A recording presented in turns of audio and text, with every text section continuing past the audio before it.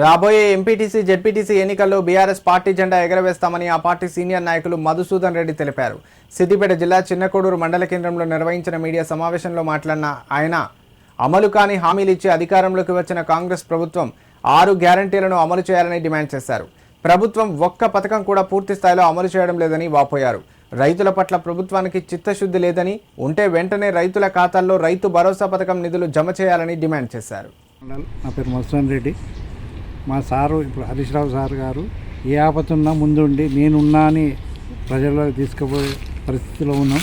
కానీ కాంగ్రెస్ గవర్నమెంట్ వచ్చిన నుంచి ఏ పని చేసినా అడగంటి పోతుంది.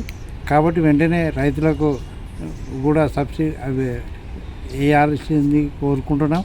అదేవిధంగా రైతు బంధు కానీ లోన్లు ఏది ఉన్నా కూడా బ్యాంకులలో కూడా లోన్ తీసుకున్నాం. ఇప్పటివరకు కూడా అవి ఫుల్ ప్రైస్లో అమలు చేయలేకపోతున్నారు.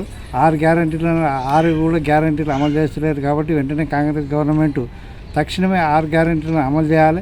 అదేవిధంగా రైతు బంధు కూడా వేయాలి. బ్యాంకులో లోన్ తీసుకున్న వారందరికీ కూడా రుణమాఫీ కంపల్సరీ చేయాలి. అదేవిధంగా